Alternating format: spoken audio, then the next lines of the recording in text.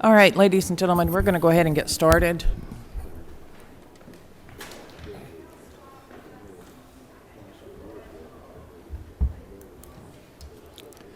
Representative Sains.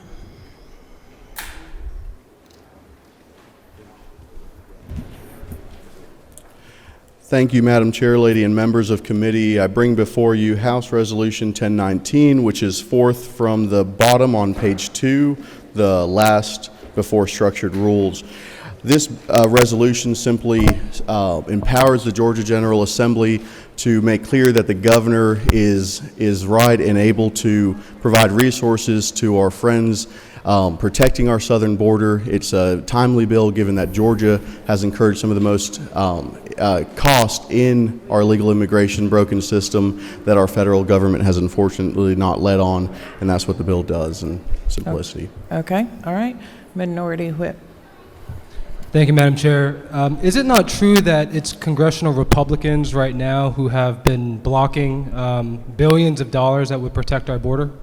I think I'm not an expert in congressional affairs, but it's clear that the current administration has probably waited till the cancer is spread in the body before they've decided to create what they call a solution. This doesn't address D.C., this addresses how Georgia is empowering our governor to protect our interest through the southern border. Does the gentleman yield for one more question? One more. Does Georgia border Mexico?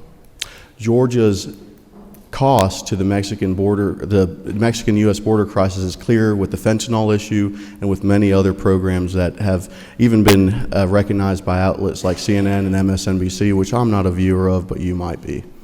Okay, all right, thank you. Members of the committee, any other questions? Seeing none, thank you, Representative. Thank you. Senator, we'll go ahead and, you've been here for a while, so we'll go ahead and let you present. Thank you, Madam Chair, members of the committee. I bring before you Senate Bill 353, which is a GDOT department bill that passed out of the House and the Senate last year. And in full transparency, we messed it up in the Senate. We added some language that caused the bill to be vetoed by the governor. If you will suspend for just one moment, this is on the yellow sheet.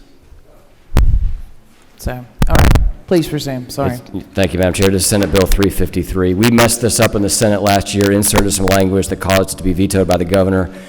We've cleaned that up and have everybody in agreement that this current version of the bill is workable. It does a number of things. It just clarifies some language on email notification rather than mail notification for meetings, cleans up some language around RFPs, and then lastly allows coroners to delegate their authority to remove vehicles to the side of the road in the case of traffic impediments, such that traffic can keep flowing and the coroner cannot arrive at the scene. Okay, all right. Members of the committee, any questions? Seeing none, thank you. Thank you, Madam Chair. Representative? Thank you, Madam Chair. This morning I come before your committee bringing House Resolution 473. That's second from the top on the first page under modified open.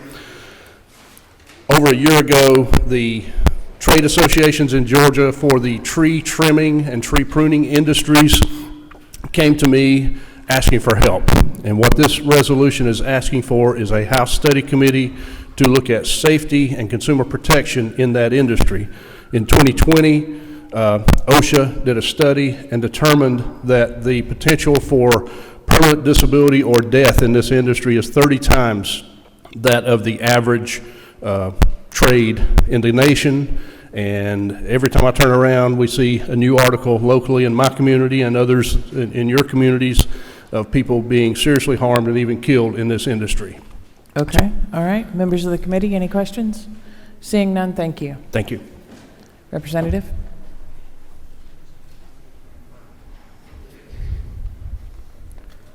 Thank you, Madam Chair, members of the committee. I come to you with House Bill 940, second from the bottom on the first page under modified structured rule. This bill essentially says that all retail stores and restaurants within the state of Georgia will accept cash. The policy behind this is really threefold. One is your currency says legal tender for all debts, public and private. The second thing is being able to require or provide to our consumers an ability to keep certain privacy around the transactions that they're doing, and also as a protection against cybersecurity issues. And then the third is around the unbanked. Right now, the state of Georgia is between 9 and 15% unbanked, so circa 1 million people, and they don't have the ability to get your typical credit card or debit card, and a prepaid debit card is not necessarily a solution. Effectively, the only carve-outs to the cash component around restaurants and retail can be found on lines 30 to 37. The first one is for any live event that is greater than 2,500 people, those facilities are exempt from this.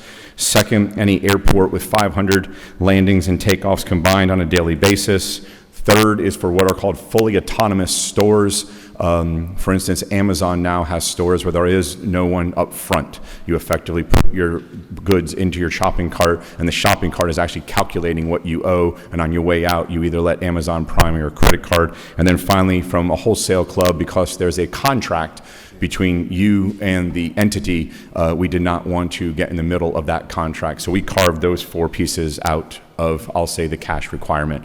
Madam Chair, members of the committee, that's the overview of the bill. Okay. Speaker Pro Tem. I had a question, Mr. Chairman. Could an unintended effect of this be to actually reduce the availability of some retail outlets in higher crime, low-income areas where they, the availability of cash increases the odds of crime, guns, harm to folks, and so rather than endure those risks, they just close up shop? Sure. So, Madam Pro Tem, thank you very much for that question. Lines 25 through 28, we start to address that issue. Now, of course, we're not addressing the root cause, right? Obviously, we'd like to do everything we can to just stop the crime. But given the fact that that's a symptom of the crime that's existing in certain parts of our state, unfortunately, lines 25 through 28 speak to the point that a Kroger, for instance, or a Publix can have 30 checkout lines that are credit card and debit card only, with only one line or one self-checkout at cash. Second, what we see primarily, and I did some research on this, in areas that are considered high crime, when they are accepting cash, they typically are putting it into a drop box where the individual has zero access to that. So if the perpetrator was going to somehow get that, I would expect that the clerk would step aside. They would have to rip it out of the ground, which would be difficult to do. But at the end of the day, the deterrent would be the fact that it's being placed into a drop box that's a safe that can only be opened by certain individuals within that store. So we feel as if we have placed in there in 25 through 28, I'll say the first part of the deterrent to that, whereas only one has to accept it, say out of 30, and then the other one is there are other means for the store owner to take, which includes a drop box. Further question, it Sure. seems that the greater risk is to very small retail convenience store type outlets that don't have the resources of maybe a Kroger or a Publix. Sure. And they fear for their either themselves as small business owners or their employees' safety. And did you not consider that, let the marketplace make this decision, which is normally how we like to see things handled in this regard, versus a mandate?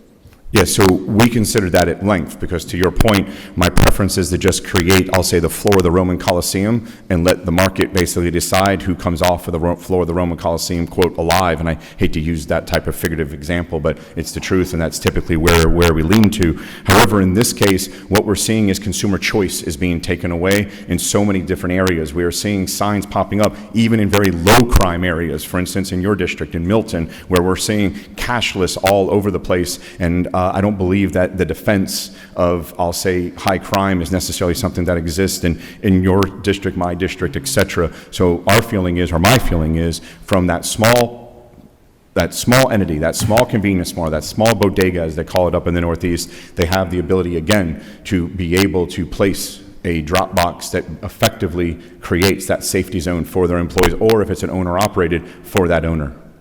Thank you. Okay. All right. Representative Knight. Thank you, Madam Chair. To the author, I want to applaud you for this bill. We are seeing more and more, cashless venues, all the way from weekend travel ball fees, entry fees, to quite frankly all over. I think one aspect of this is to go back and educate people that the cash issues should be there. We're having vendors who are seeing extraordinarily high fees within this cashless transaction venue that we have here, and quite frankly, it's in addition to the other issues that you brought up. I really appreciate this. I know personally I've tried to at the airport, which I'm not sure I like that exception. Pay for breakfast before an outgoing trip and had cash. I don't know why that's not acceptable, but I appreciate this, and I think that, again, cash is legal tender, and I hope that we can make sure that it is continuing to be a part of how people pay for their goods and services. Chairman, I thank you very much for your comments. I appreciate that. I think that it's important to note that right now the mix, depending on where you're at in the state, is anywhere between 90% and 10%, meaning 90% electronic, 10% cash. In some instances, it's 95-5. So as much as we hope that the unbanked come back into the economy because of this bill, we don't suddenly see it going 50-50. We still see it predominantly electronic, just because of the fact of the card, and then also because of the phones and things like that in terms of Apple Pay, Google Pay, etc., or Android Pay. So I thank you very much for the compliment, and we hope to see that type of choice given back to consumers. Well, I think it's choice. It's not just about the unbanked who don't have 100%. that. I think it's choice for the consumer. Mm-hmm. Okay, all right, thank you. Chairman Powell. Thank you. I want to echo on Chairman Knight's comments to you. And is it not true that use of credit cards or any other type of plastic instrument, that they charge the merchant, that this is the cash cow for the banking industry? Chairman Powell, you're absolutely correct. They do charge what's called a transaction fee, typically around 3%. Is it not also true that that directly has an influence on the price to the consumer? Yes, if I was a small business or a large business, I would be passing it through to the consumer. So in the matter of small purchases, I may use my credit card, whichever one I decide to use wherever I go, if it's my choice. But say I went to a place like the Varsity to get a hot dog and an order of rings or something like that. It's basically insignificant. Isn't it kind of galling to the fact that you can't go to the Varsity and pay for a hot dog and an order of onion rings? You have to put them on a credit card now? I guess you could say the gentleman knows of what he speaks. All right, thank you. Minority Whip. Thank you, Madam Chair. Has the Georgia Association of Convenience Stores or Georgia Retailers taken a position on this bill? Everyone has Whip Park, and thankfully I will let them speak for themselves, but we accommodated all of their requests within the carve-out. So that's the convenience stores, the grocers, the retailers. I'm trying to remember everyone else who came in, but yes, between Zoom calls, Teams calls, and in-person visits, we've been able to handle each one of the stakeholders. So none of them are opposed? They're neutral? No. Say? No. Thank you. All right, thank you. No further questions, thank you. All right, thank you. Representative?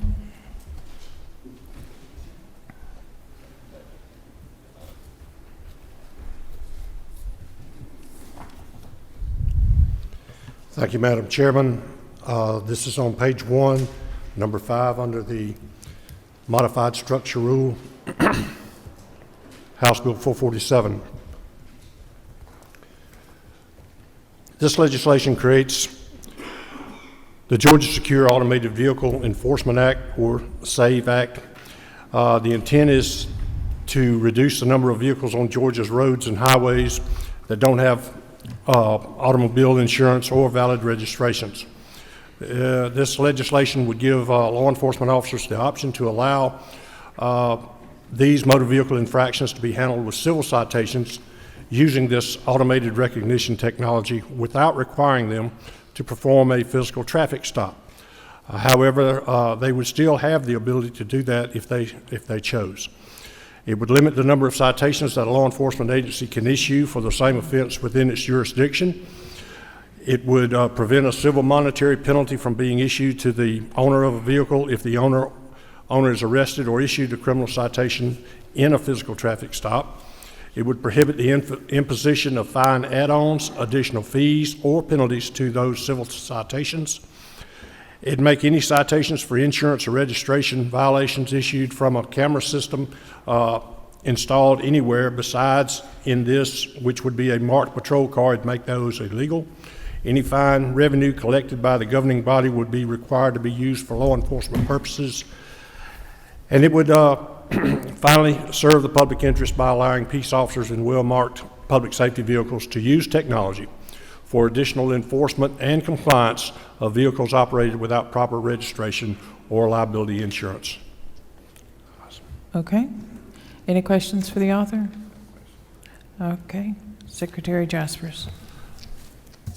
Thank you, Madam Chair. Representative, okay, so just first time I've seen this, is quite a long bill, a lot of code in it. But am I not mistaken, this is another automated tag reader system authorization, is that not right? That's correct. But only in well-marked vehicles. Pardon me? It can only be used in well-marked public safety vehicles. Thank not you. a standalone sign or something. Thank you. Now, how does this handle the lag in records that the citizens of Georgia submit to insurance companies and the change in insurance or the change title, sell it to Chairman Ballinger, and it might take a month or two for the records to be revealed at revenue or at insurance. How does this handle that lag? This, sir, goes directly through the Department of Revenue database as opposed to what's currently happening. You generally only find insurance violations and tag violations, particularly insurance violations, when a car is involved in an accident. Then that information goes through GCIC or NCIC or both, and there's where your lag time is. This is a much faster way of doing it since it deals with the agency that oversees vehicle registrations and insurance to start with. So it will reduce that lag time. Okay. Any further questions? I guess I disagree that there would not be a lag, and that, currently when you're pulled over by law enforcement, you have an opportunity to even show them paperwork at the moment that you have sold your car, or that's cars you bought one, you've just paid your insurance, it's not been, it may be the day that it's due and it hasn't been updated or the day after it's due. It just concerns me that citizens, again, will be tormented by auto tag enforcement. Thank you. All right. Thank you. Chairman Knight. Thank you, Madam Chair. To my friend, and again, I'm like Chairman Jaspers. I haven't read the bill. This is the first time I've seen it. But in light of bringing in, I guess this would be a third-party, private organization to come in and that has the software and that does this. In light of the issues that we've had around the school cameras, where we've had third-party vendors come in, the amount of money that is actually being generated from this that is actually going outside of the vendors is one. And then second of all, the burden that is being placed on the driver in those cases, or in this case, the person who, as I understand it, reading this, owns the car, they're automatically put into, I think it was, prima facie evidence that it's the trier of fact in its discretion shall infer that the owner of the vehicle is the operator or authorized use of the motor vehicle at the time of the alleged violation. In other words, it's automatically putting a burden on maybe the owner of the vehicle, who is not necessarily the driver of the vehicle. And I guess I have concerns there, because we've seen instances where we get a lot of constituent complaints in this area. If I may speak to that, Representative Hick, two things. Number one, I believe if this bill had come along before the school cameras, it would have the bad notoriety that it appears to be taking on. This is a good bill. It affords due process to those people who may want to challenge if the tag expired a week ago. They can simply go to court, show the court that, or as Mr. Jasper says, Representative Jasper says, in some cases, if they get stopped, they can show it to them beside the road. I understand that. I haven't been a law enforcement officer for 50 years. There is due process built into this that is very, very lenient, I think. I use that word. It's very customer friendly, if you will. I know receiving a citation, whether from an officer beside the road or in the mail, that doesn't appear to be customer friendly right off the bat. But I do think, here's our problem, sir. Our problem is we have an enormous amount of people that are skirting the law now with no insurance on their vehicles, with ghost tags, with duplicated new car tags that are easy to do. This catches them and allows for greater compliance in an area where we really need greater compliance, particularly in liability insurance. That a lot of people, we surveyed municipal courts in this bill, a lot of people don't have unless there's an accident where you discover it at that time. So you've got cars going up and down the road that aren't insured right now, that may be involved in an accident, and then the people that pay their insurance and do all that on time, they're the ones that it ultimately costs. Okay. All right. Nothing further. Representative Williams. Thank you, Madam Chairman. The gentleman, Representative Vance, I know your heart is in the right place, but I have to echo my chairman in using the word torment. You're right. If it had come before school cameras, it might be different. But we were told some glorious things about school cameras, and you talk about torment. So I'm a little gun shy right now, and burnt child scared of fire. But, okay. Mr. Williams, let me say this. I received a school ticket in Cherokee County, and school wasn't even in session. That's right. And I paid it. And I understand that, folks, but the greater good here is compliance. Get insurance on your car. And a vehicle accident costs thousands and thousands of dollars. And this, if you get a ticket for this, it's going to cost you $200. No fees, no pool, no pets, as Roger Miller says. So I think it's a more customer-friendly bill than we have currently, where the fees and fines could run into the thousands. Okay. All right. Any further questions? Do you have anything further for the committee? No, ma'am. Y'all been very gracious, and I Okay. appreciate it. Thank you. You're welcome. All right. Seeing as that is all that we have against the wall, we're going to go ahead and set a supplemental calendar for today, February 13th. Under modified structure, House Bill 991. Is there a move? There's a move and a second. All those in favor, please signify by saying aye. Any opposed, like sign. Under modified structure, House Resolution 1019. All those is there a move? There's a move and a second. All those in favor, please signify by saying aye. Any opposed, like sign? Okay. All those in favor, please raise your hand. Okay. All those opposed? Motion carries. It is on. I will recognize Representative Jaspers for a motion. Madam Chairman, I'd like to make a motion.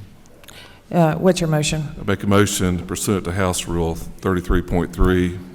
I make a motion to limit debate on the House Resolution 1019 to 1 hour at the discretion of the Speaker. Okay, there's a motion to pursuant to House Rule 33.3 to limit debate to 1 hour, time to be divided at the discretion of the chair. Is there a second? There's a second. All those in favor, please signify by saying aye. Any opposed? Okay.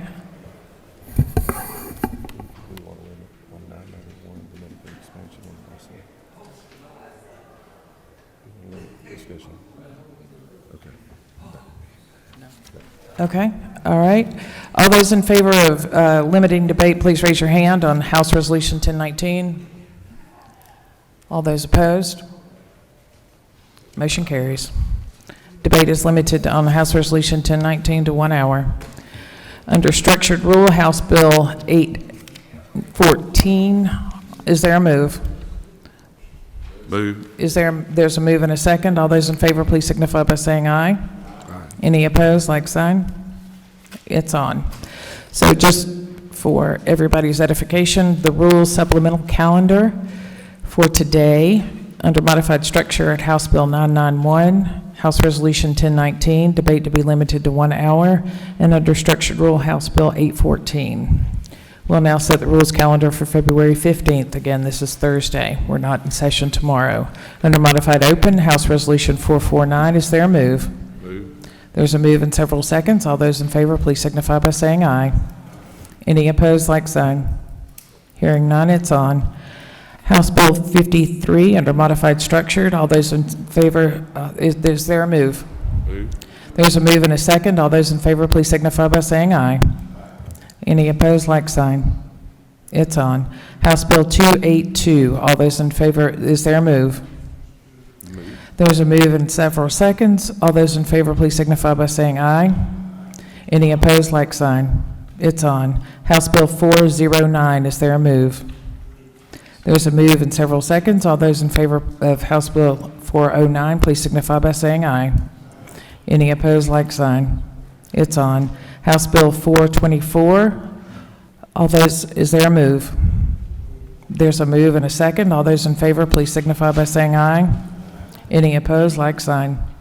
It's on. Under structured, House Bill 912, is there a move? There's a move and a second. All those in favor of House Bill 912, please signify by saying aye. Any opposed, like sign. Okay, just to go over rules calendar for Thursday, February 15th, under modified open is House Resolution 449. Under modified structure is House Bill 53, House Bill 282, House Bill 409, House Bill 424, and under structured, House Bill 912. And that concludes the business that we have before this committee, and we are hereby adjourned.